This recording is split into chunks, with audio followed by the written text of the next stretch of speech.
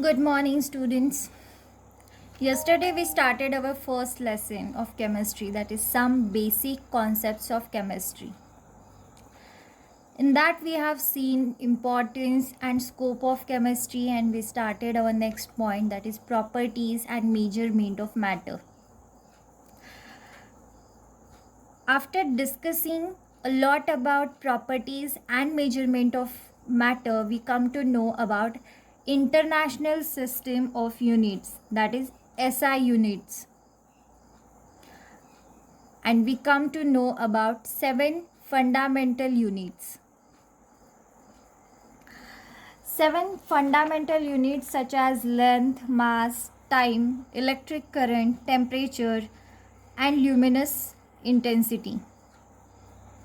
Right?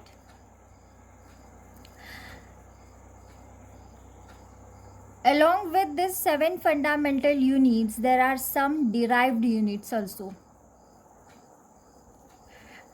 Derived units are the units which has one or more fundamental units, or which are derived from one or more fundamental units. So today we will be discussing about them. But before that, let me tell you about mass and weight. Mass and weight, you all are well familiar with these two words, right? But there is a slight difference between these two words or these two concepts. Mass of any substance is amount of matter present in it, while weight is force exerted by gravity on an object. The mass of any substance is always remains constant. It is always a constant quantity, while weight changes with place. Changes with place. Okay, clear till much? So we should be careful in using these two terms. The mass of substance is determined by using analytical balance or chemical balance. The figure of analytical balance is given in your textbook, page number 6. Now tell me, what is the SI unit of mass? We have studied this in yesterday's class, right? The SI unit of mass is kilogram. But do we measure mass only in kilograms, or we use any other units also? Well, yes, we use other units also to measure mass. And what is the unit? Gram. Right. Gram. That is G. But what is the relation between kilogram and gram? So mathematical relation between kilogram and gram is 1 kilogram is equal to 1000 grams. So this is the relation between kilogram and gram.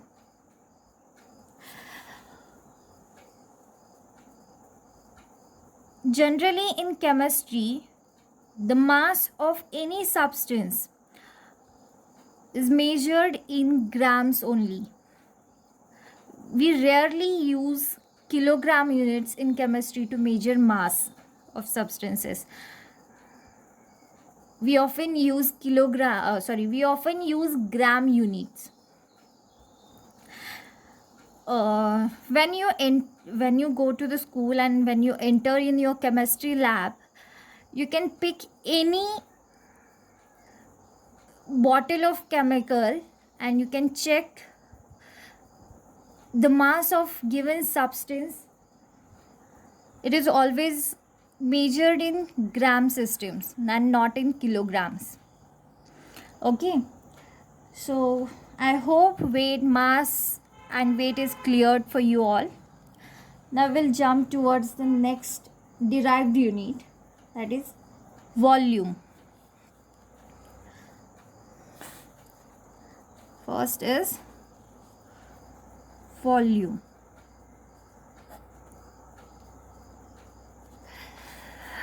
Those students who are good in mathematics can tell me in which unit we measure volume.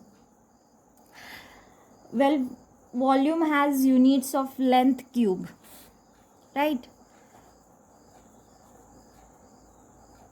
Length cube. Now tell me in which units we measure length. We always measure length in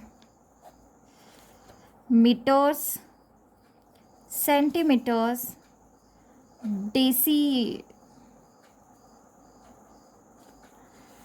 dm, right? So again the volume of the unit of volume will be meter cube, centimeter cube and dm cube. These are the units of volume. The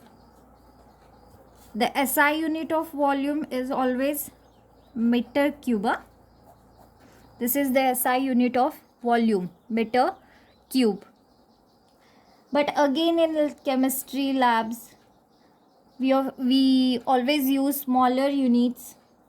We always use smaller volumes, and therefore volume is often denoted in centimeter cube or dm cube.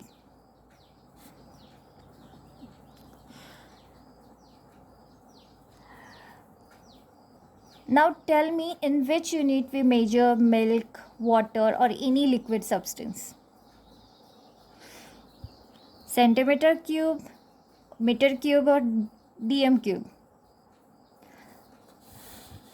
Along with this we measure in liters also. Liters, milliliters also.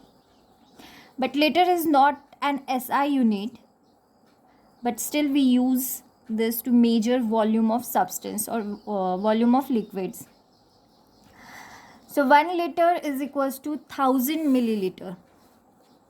Here is a conversion. 1 liter is equals to 1000 milliliter and 1000 centimeter cube is equals to 1 dm cube. So these relations you have to keep in your mind always.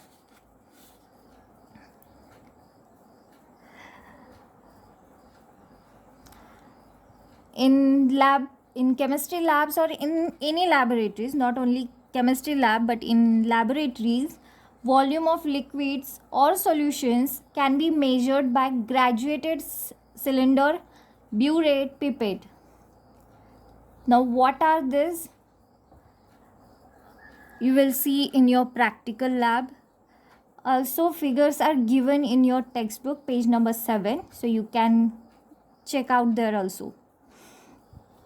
One standard unit, one standard instrument or equipment, or in scientific language I can say that one standard apparatus is used to prepare a known volume of solution is volumetric flask. Okay, now we have done with volume also. The second derived unit is density. Density.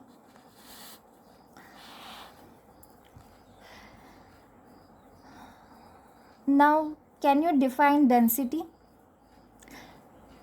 Well, density of a substance is its amount of mass per unit volume. So I can write formula for density as density is equals to mass divided by volume, right?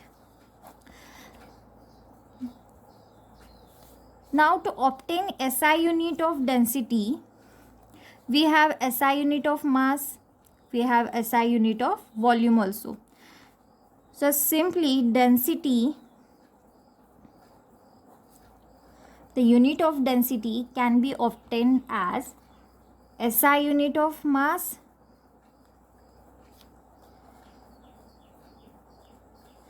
divided by SI unit of volume. Okay. Now what is the SI unit of mass? It's kilogram. And what is SI unit of volume? It's meter cube. So the SI unit of density will be kilogram per meter cube, or you can write kilogram by meter cube. Okay, this is the SI unit of density. But again, this unit is quite large, and therefore we chemists often express density in gram per centimeter cube. But this is not an SI unit, right? So if you have asked to write SI unit of density, you will write kilogram per meter cube, and if you are asked with right unit of density, you can write any one of this, gram per centimeter cube or kilogram per centimeter cube, kilogram per meter cube,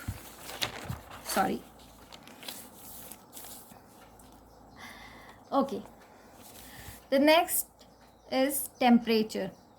Actually, it is not a derived unit, but it is a fundamental fundamental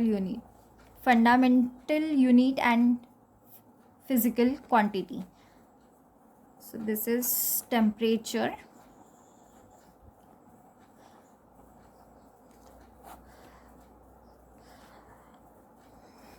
Well, temperature is measured in 3 common scales. One is degree Celsius, second is degree Fahrenheit, and Kelvin.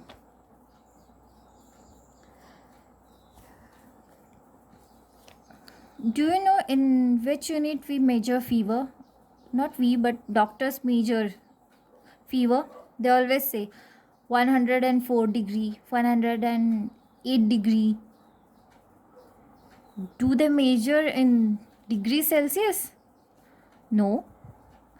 They always measure fever in degree Fahrenheit. So out of this 3, which is the SI unit of temperature? The SI unit of temperature is Kelvin.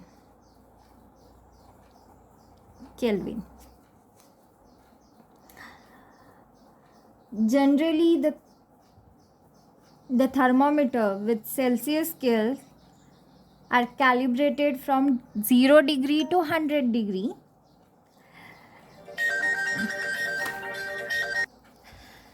Generally, the thermometer with Celsius scales are calibrated from 0 degree to 100 degree. Now, do you know this 2 temperature, that is 0 degree and 100 degree Celsius, are having importance in our chemistry world, because 0 degree is the freezing point of water, while 100 degree is the boiling point of water.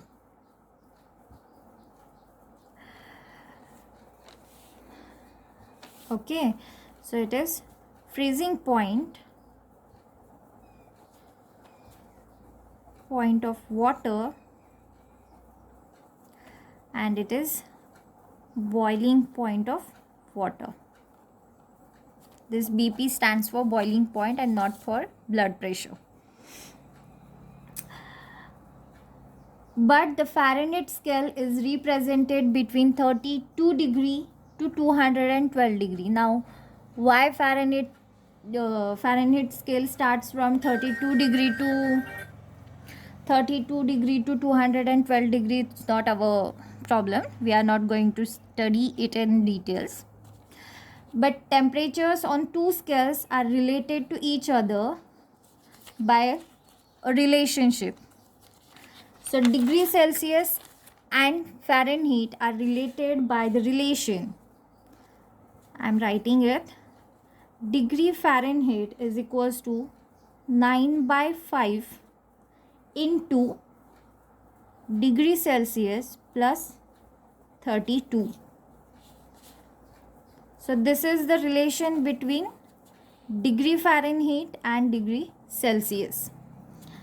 While the Kelvin scale is related to Celsius scale is as Kelvin is equals to degree Celsius plus 273.15. So this is the relation between Kelvin scale and Celsius scale.